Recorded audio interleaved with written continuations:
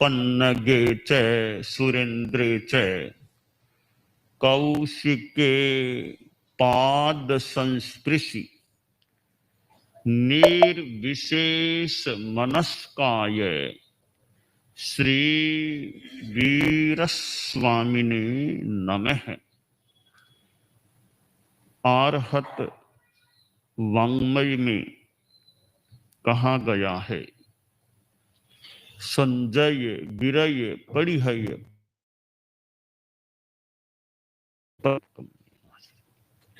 साधु कैसा होता है? संयत, वीरत, प्रतिहत पाप कर्मा, प्रत्याख्यात पाप कर्मा। हमारी दुनिया में साधु भी यों बहुत बताए गए हैं। जितनी आज भारत की आबादी है,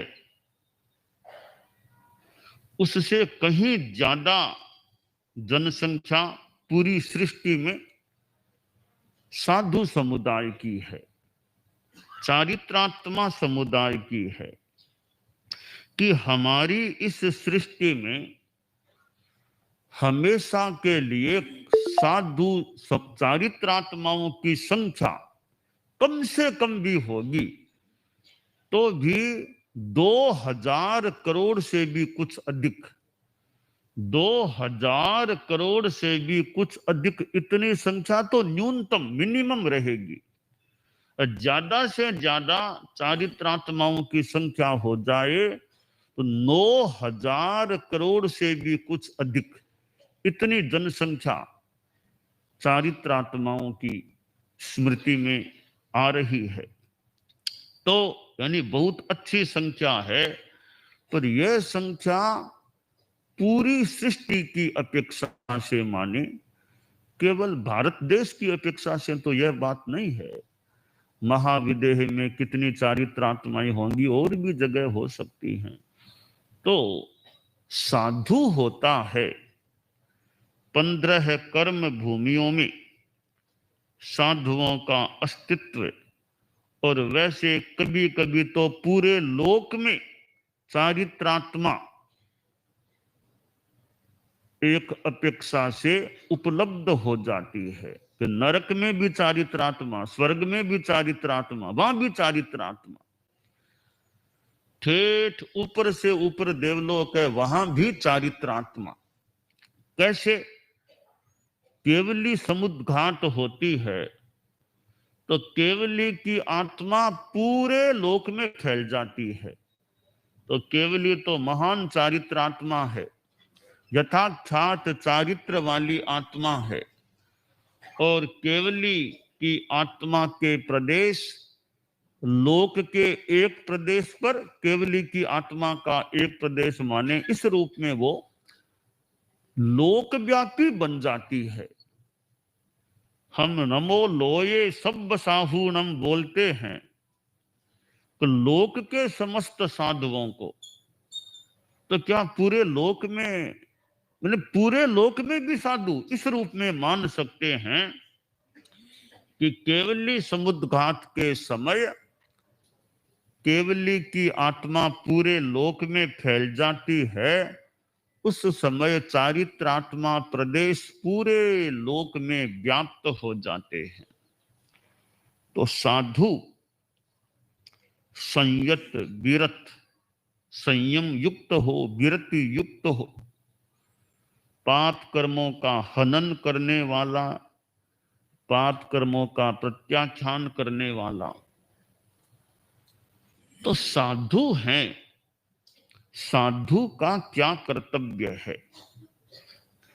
परम पूज्य आचार्य श्री तुलसी की छोटी सी कृति है कर्तव्य सत्य त्रिंशिका। बहुत छोटा, अत्यंत छोटा सा ग्रंथ है। कर्तव्य के बारे में उसमें प्रेरणा दी गई है, संदेश दिया गया है, उपदेश दिया गया है। हमारे जीवन में कर्तव्य बोध का बड़ा महत्व होता है। किसका क्या कर्तव्य है, जिसका जो कर्तव्य है उसके प्रति जागरूक रहना, यह एक महत्वपूर्ण और अच्छी बात हो जाती है। कर्तव्य के प्रति जो लापरवाह है, प्रमादी है, आलसी है, उस आदमी में कुछ कमी है कि कर्तव्य के प्रति लापरवाह रहता है। पिता का अपना कर्तव्य है, पुत्र का अपना कर्तव्य है, बड़े भाई का अपना कर्तव्य है, छोटे भाई का अपना कर्तव्य है। कर्तव्यों से दूर हट जाना प्रमादवश अहितकर और अव्यवस्था को उत्पन्न करने वाला कृत्य बन सकता है। तो एक साधु का अपना कर्तव्य होता है।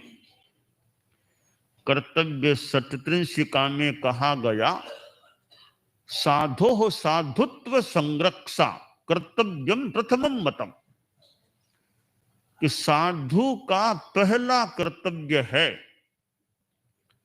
अपनी साधुता की सुरक्षा करना, संरक्षा, सुरक्षा करना।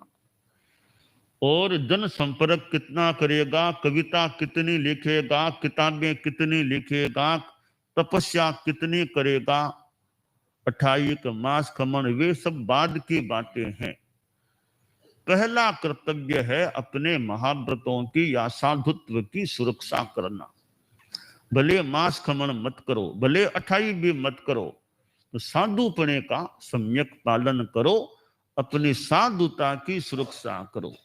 व्याख्यान नहीं दे सको तो कोई बात नहीं, हर साधु कोई वक्ता बने जरूरी नहीं है, हर साधु साहित्यकार बने कोई आवश्यक नहीं है। और साधुत्व का पालन करने वाला तो हर साधु को बनना चाहिए। तो वह पहला कर्तव्य है साधु का कि अपनी साधुता की सुरक्षा करे।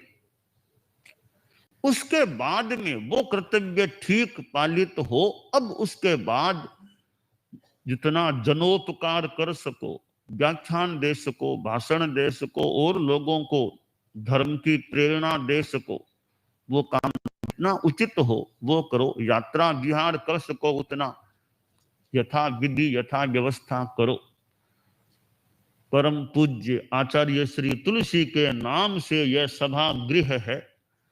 विद्यालय का नाम तो Mahapragya public school, Mahapragya public school में आचार्य तुलसी के नाम से सभा गृह है। गुरुदेव तुलसी फरमाते थे, फरमाया था कि तुलसी महाप्रज्ञ, तुलसी में महाप्रज्ञ देखो और महाप्रज्ञ में तुलसी को देखो, यानी दोनों में एक अपेक्षा से एक सीमा तक की अभिन्नता की बात, कि तुलसी में महाप्रज्ञ को देखो, महाप्रज्ञ में तुलसी को देख लो। तो महाप्रज्ञ पब्लिक स्कूल में तुलसी सभागृह को देख लो, तुलसी सभागृह है तो महाप्रज्ञ पब्लिक स्कूल है। फिर तो तुलसी और महाप्रज्ञ यहां भी मानो एक से, कुछ अंशों में मानो कि एक से हो गए हैं। और आचार्य श्री तुलसी जो स्वयं मुंबई पधारे थे, हमारे धर्म संघ में मुंबई पधारने वाले आचार्यों में, हमारे धर्म संघ में वे पहले आचार्य श्री थे जिनके चरण मुंबई की धरा पर टिके थे। उनसे पहले कोई भी आचार्य श्री हमारे धर्म संघ के मुंबई नहीं पधारे थे। और वे पधार गए तो अब तक अविच्छिन्न परंपरा चल रही है। आचार्य तुलसी प्रवर पधारे तो उनके उत्तराधिकारी, अनंतर उत्तराधिकारी आचार्य श्री महाप्रज्ञ जी भी पधार गए और मेरा भी आना हो गया। तो 3 पीढ़ियों में तो अविच्छिन्न परंपरा मुंबई के लिए है कि कहीं बीच में अवरोध नहीं आया है। 9वीं पीढ़ी 10वीं पीढ़ी बाद की 11वीं पीढ़ी मान ले तो बराबर आगमन हुआ। तो आचार्य श्री तुलसी पहले आचार्य थे जो मुंबई पधारे थे हमारे संघ में। वे पहले आचार्य थे जो दक्षिण भारत पधारे थे। वे पहले आचार्य थे जो कोलकाता पधारे थे। अब यह भी एक प्रकार का कर्तव्य है कि भी आचार्य श्री हैं, शरीर की अनुकूलता है तो क्षेत्रों में पधारे, सार संभाल हो जाए, श्रावक समाज की सार संभाल हो जाए, और भी लोगों से जनसंपर्क हो जाए, कोई नैतिकता और का त्याग प्रत्याख्यान का काम हो जाए। तो नंबर 2 का कर्तव्य है साधु का एक संदर्भ में जिनके लिए उचित हो कि धर्म प्रचार करना। तो आचार्य श्री तुलसी ने धर्म प्रचार किया और कितनी दीर्घ सुदीर्घ कह यात्राएं की थी। और केवल यात्राएं अकेले ने नहीं की, साथ में साधु साधियां और यों समुदाय के साथ या समूह के साथ, यों बड़े समूह के साथ यात्राएं की थी। और मुंबई में चतुर्मास भी किया और साथ में मर्यादा महोत्सव भी किया था। तो आचार्य श्री महाप्रज्ञ जी भी इस उम्र आ गई थी, यानी जीवन का 8वां 9वां दशक, फिर भी यात्राएं हुई थी। ठेठ राजस्थान से मुंबई पधार गए थे। खानदेश क्या, मध्य प्रदेश क्या, गुजरात क्या, कितनी जगह उस 9वें दशक में भी उन्होंने यात्राएं की थी। ठीक है, साधन का सहयोग तो था, फिर भी यात्रा तो हुई ही थी। तो यह भी साधु का मान लो एक कर्तव्य है। फिर आचार्य श्री हैं तो और विशेष कर्तव्य है कि धर्म संघ की सार संभाल हो। जैसे आप लोग गृहस्थ हैं मान लो, तो आपका व्यवसाय चलता है, कोलकाता में है, गुवाहाटी में है, और कई जगह जगह व्यवसाय है।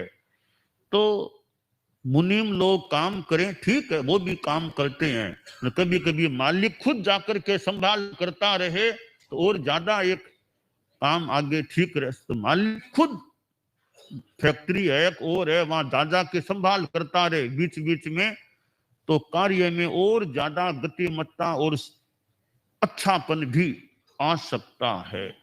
तो इसी प्रकार आचार्य श्री तुलसी, आचार्य श्री महाप्रज्ञ जी के संदर्भ में बात बताऊं तो वे हमारे मालिक थे। तो हमारा धर्म का व्यवसाय मान लो दक्षिण में भी था, कलकत्ता में जगह जगह था, अर्थात मानो कि वे अपने व्यवसाय को, श्रावकों को, ओवों को भी संभाल के लिए जगह जगह पधार गए थे।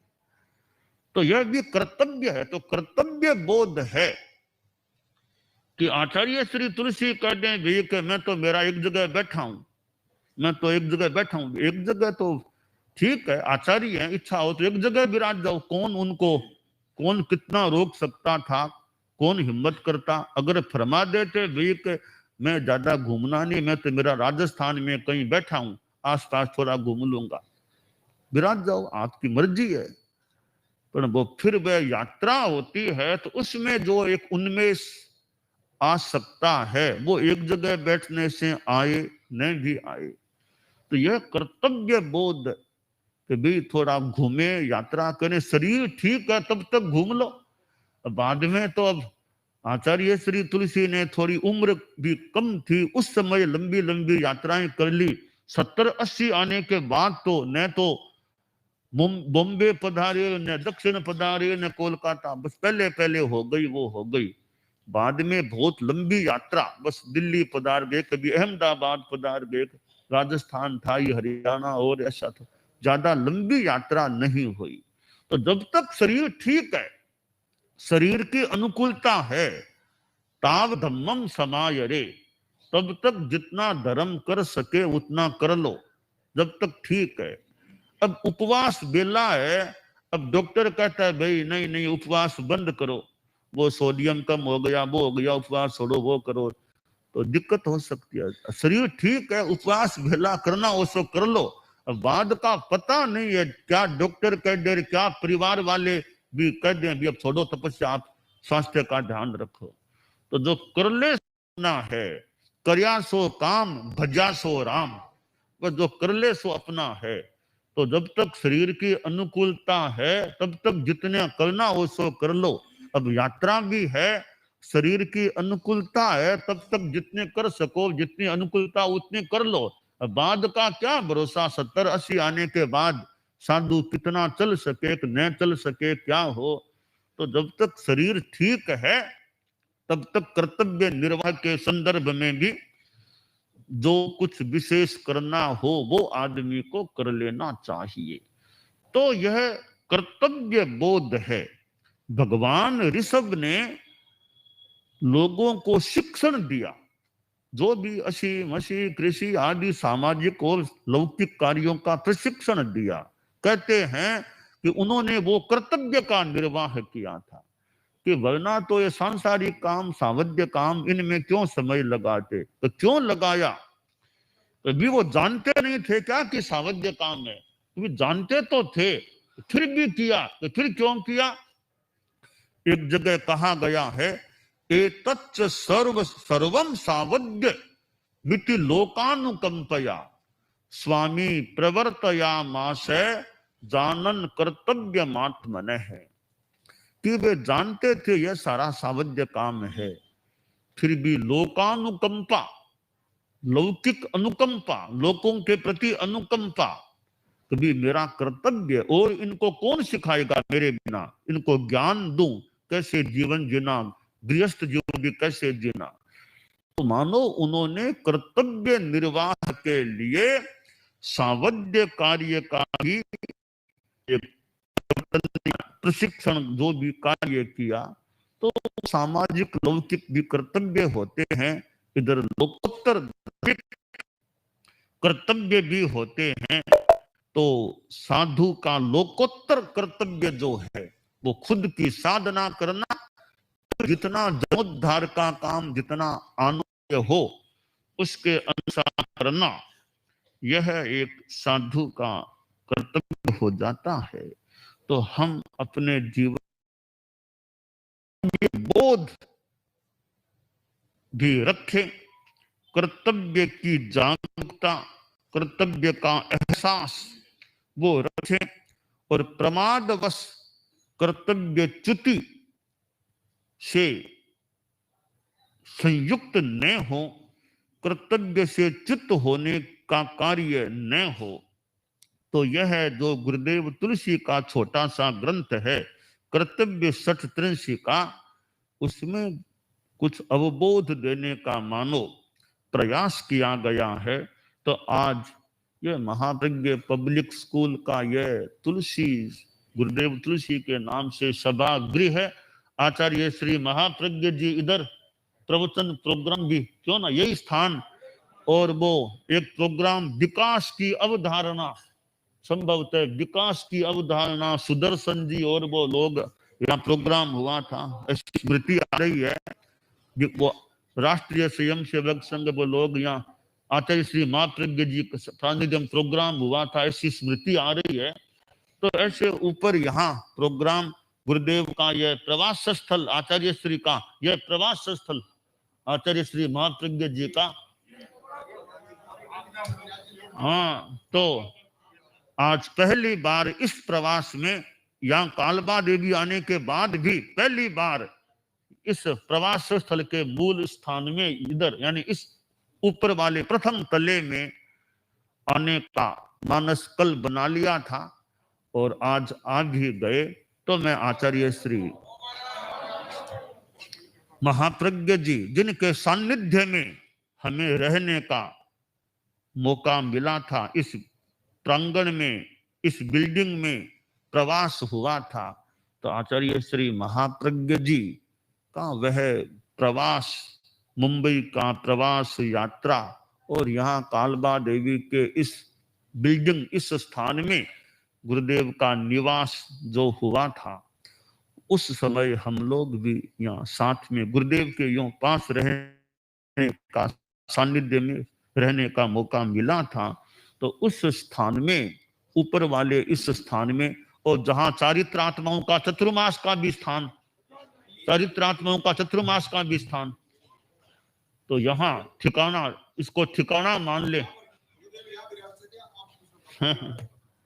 ये साधु साधियों का ठिकाना मान ले इसको। और महाप्रज्ञ पब्लिक स्कूल को भी मानो एक सह्यातर होने का लाभ मिलता है।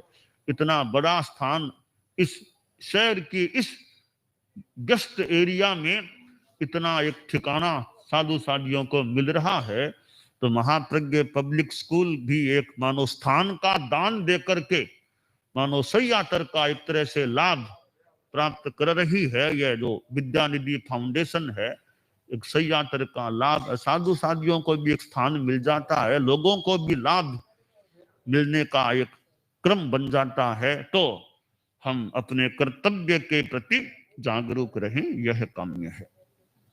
दानान सिद्धम अभयपयाणम सच्चे सुया